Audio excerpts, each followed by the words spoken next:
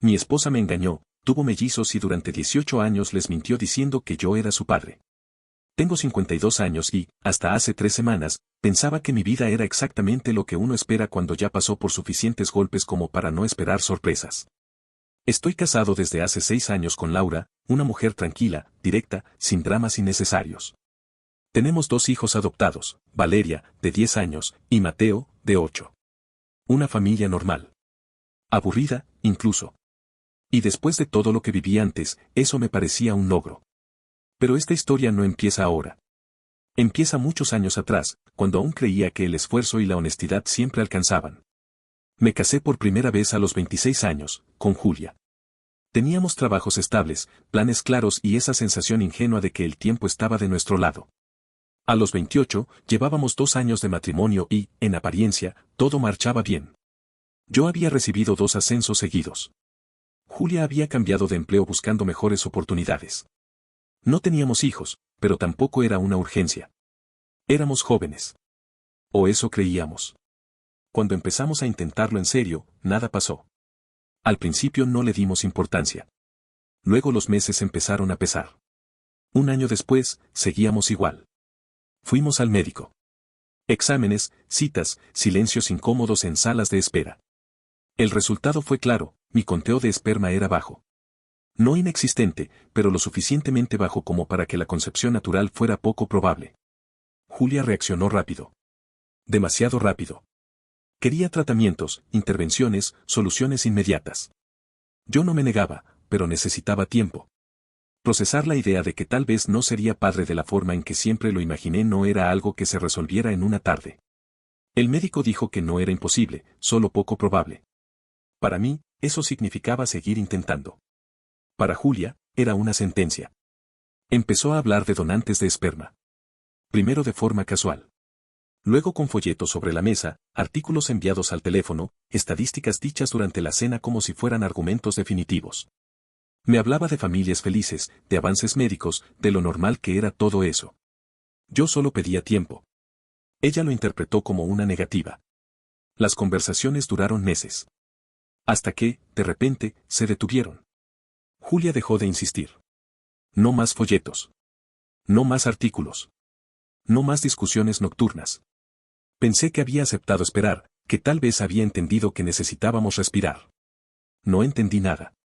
Viajaba por trabajo con cierta frecuencia. La mayoría de las veces eran trayectos cortos, de un día. Ocasionalmente tenía que quedarme 1 o 2 noches fuera. Uno de esos viajes iba a durar 2 noches, a unas 3 horas de distancia. Todo terminó antes de lo previsto, así que decidí volver esa misma noche. Llegué a casa alrededor de las 9. No voy a suavizarlo. Había un hombre en mi cama. Julia estaba con él. Los 2 se quedaron paralizados. Él reaccionó primero. Agarró su ropa y salió por la ventana con una urgencia digna de una comedia barata. El dormitorio no estaba en un 5.º piso, así que sobrevivió a su huida. Lo vi desde la ventana, caminando rápido mientras intentaba ponerse los pantalones. No corriendo. Caminando rápido. Patético. Lo reconocí. Era Benjamín, un compañero de trabajo de Julia. Nunca supe si ese era su nombre real, pero para mí siempre fue Benny. Le quedaba. Julia se cubrió con la sábana y empezó a repetir perdón como si fuera un conjuro. Yo no necesitaba disculpas. Necesitaba respuestas. ¿Cuánto tiempo? ¿Desde cuándo? ¿Cómo? Respondió sin resistirse. Dijo que 6 meses. Después vino la explicación. La justificación. Según ella, me había sido infiel para quedar embarazada. Así, sin rodeos. Dijo que los tratamientos eran caros, complicados, impersonales. Que esto era más natural. Que Benny había aceptado ayudar. Que tenía hijos sanos de un matrimonio anterior. Que había investigado. Mientras hablaba, yo sentía esa sensación extraña que solo aparece cuando la realidad se rompe y el cerebro tarda en aceptarlo. Todo lo que decía sonaba absurdo, ofensivo, enfermo. Y, aún así, lo decía con total convicción. Tomé ropa del armario, agarré lo que tenía en la maleta del viaje y me fui a un hotel. No grité. No golpeé a nadie. No rompí nada. Tal vez debía hacerlo, pero no lo hice. A la mañana siguiente llamé a un abogado. Ahí empezó el verdadero final de ese matrimonio. El abogado fue directo, casi frío. Me dijo que había hecho bien en irme y mejor aún en no haber golpeado a nadie. No lo sentí como un elogio, sino como la confirmación de que la situación podía haber terminado mucho peor. Iniciamos el divorcio de inmediato. Julia no parecía entender la gravedad de lo que había hecho. Para ella, todo tenía lógica.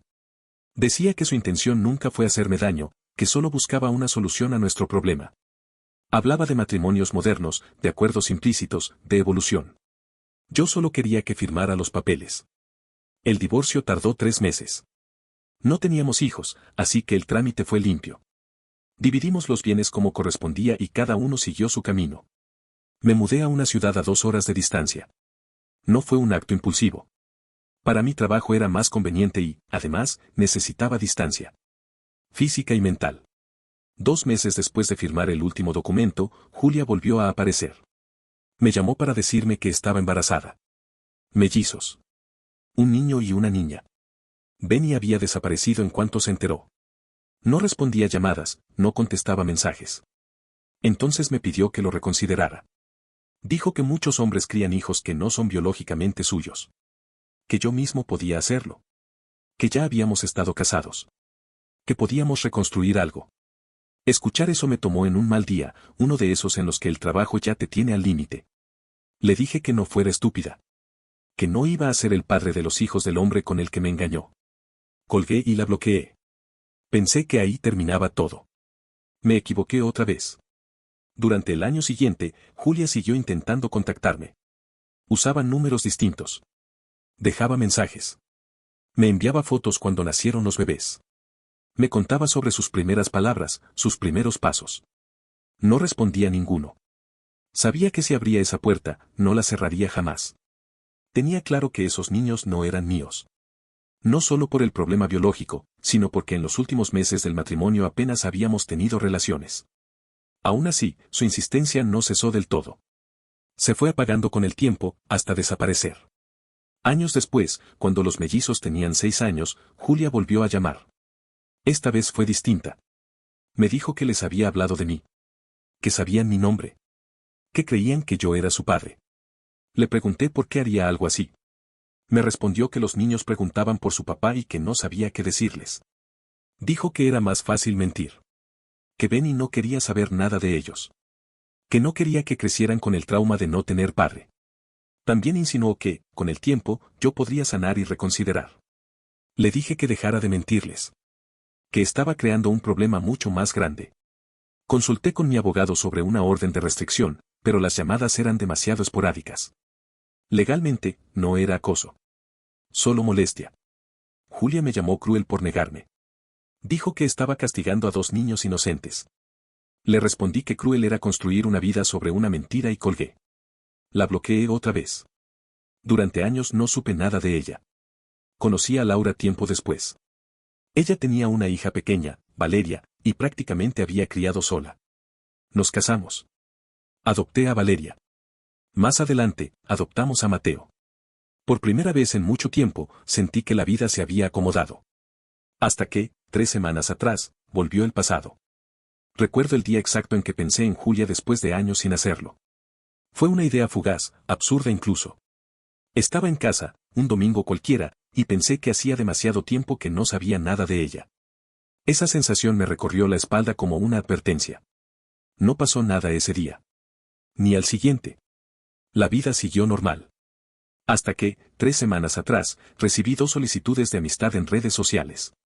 2 cuentas nuevas, mismo apellido que Julia. Ambos perfiles indicaban 18 años. Un chico y una chica. No acepté ninguna. Horas después llegó un mensaje de la chica. ¿Por qué nos dejaste? ¿Por qué no quieres ser nuestro papá? Leí eso varias veces. No había rabia en el mensaje. Solo confusión. Y eso fue lo que me detuvo. Con Julia podía ser duro, incluso cruel si era necesario. Con ellos no. No lo merecían. Me senté y escribí un mensaje largo. Medido. Les expliqué que yo no era su padre biológico. Les conté, sin adornos pero sin insultos innecesarios, que su madre me había sido infiel y que el matrimonio había terminado por eso. Les dije que lo sentía, porque nadie merece crecer creyendo que fue abandonado. También les di la información que tenía sobre su verdadero padre y les sugerí, con toda honestidad, que su madre necesitaba ayuda profesional. Mandé el mensaje por separado a ambos, cuidando cada palabra. El primero en responder fue el chico. Me dijo que yo estaba mintiendo. Que su madre tenía fotos de nosotros juntos. Que me estaba inventando una historia para no hacerme cargo económicamente. La chica no respondió. La foto a la que se refería era una imagen de Julia y yo, de cuando aún estábamos casados. Pero estaba alterada. Los mellizos aparecían como bebés en la imagen. Nunca había visto esa versión. Yo no conservaba la original. Nadie guarda recuerdos felices de un matrimonio que terminó como el mío. Así que reuní lo que sí tenía. Papeles del divorcio. Fechas. Pruebas claras de que yo ya no estaba con su madre cuando ellos tendrían 2 o 3 años. Se las envié. No discutí. Solo datos. Ahí fue cuando Julia reapareció. Me llamó gritando. Dijo que había destrozado emocionalmente a sus hijos. Que no tenía derecho a contarles nada.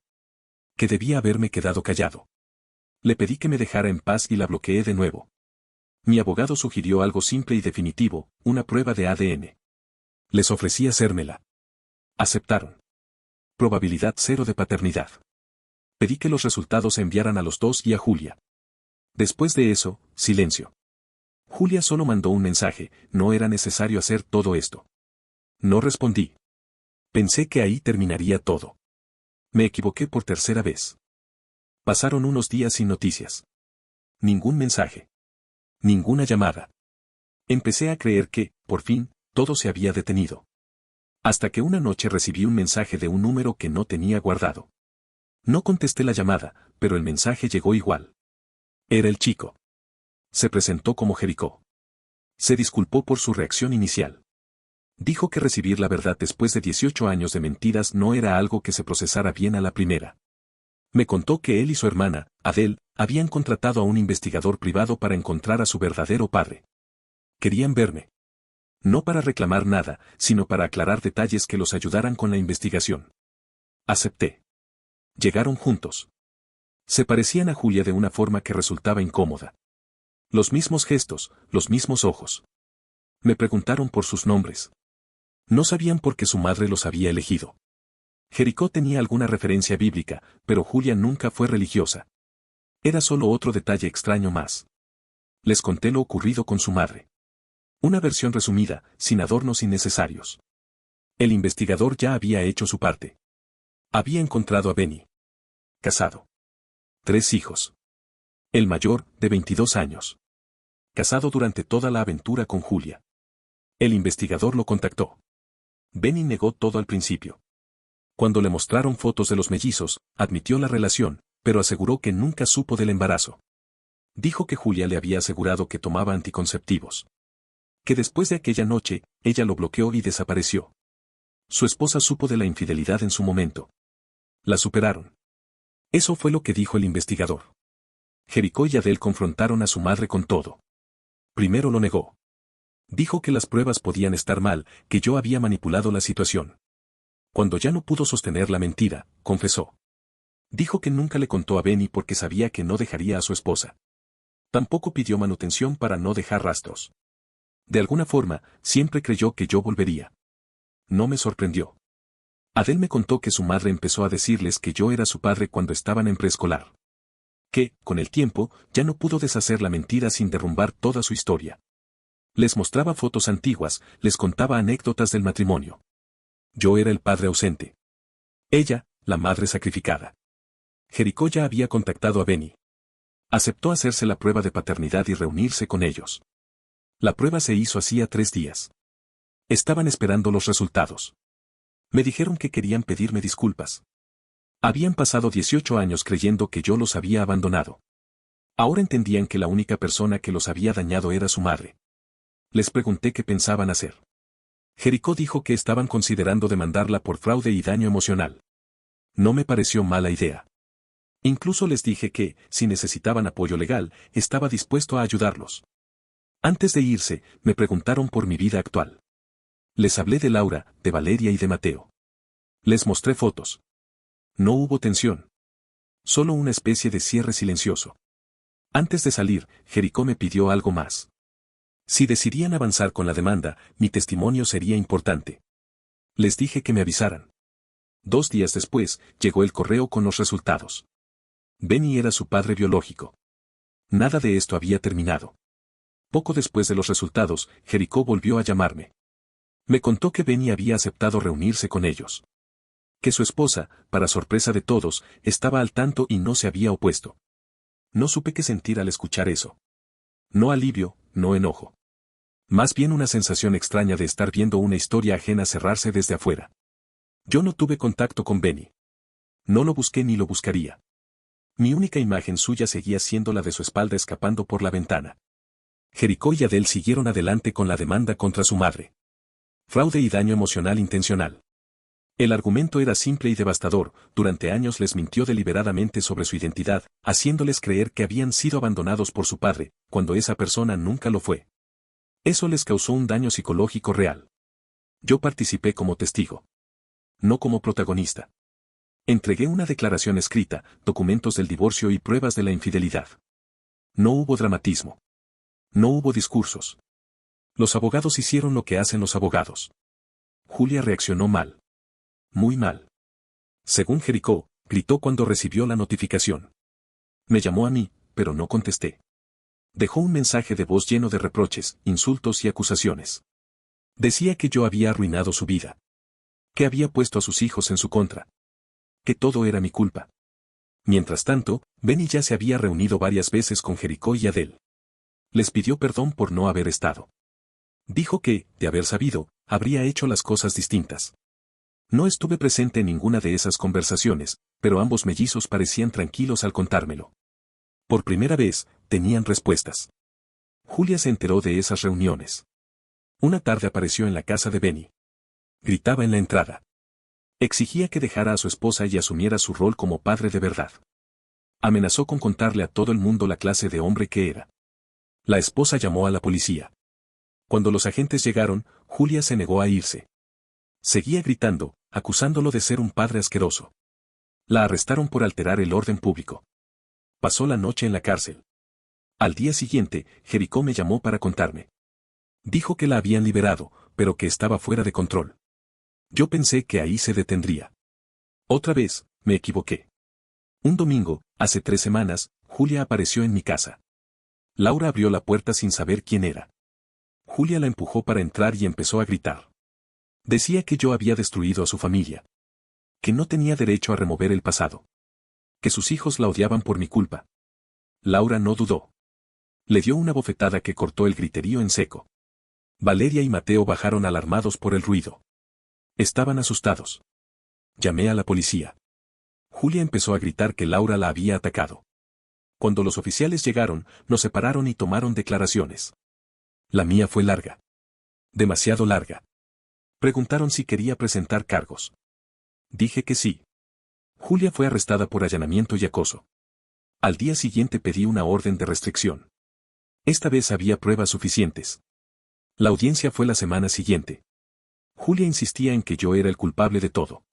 Decía que, si hubiera sido un hombre de verdad, habría asumido el rol de padre. Que podía adoptar hijos de otros, pero no a los suyos. El juez no tardó. Concedió la orden de restricción casi de inmediato. Julia empezó a llorar. Jericó y Adele estaban presentes. Habían ido para apoyar la solicitud. El juez le preguntó si estaba recibiendo ayuda psicológica. Julia se rió.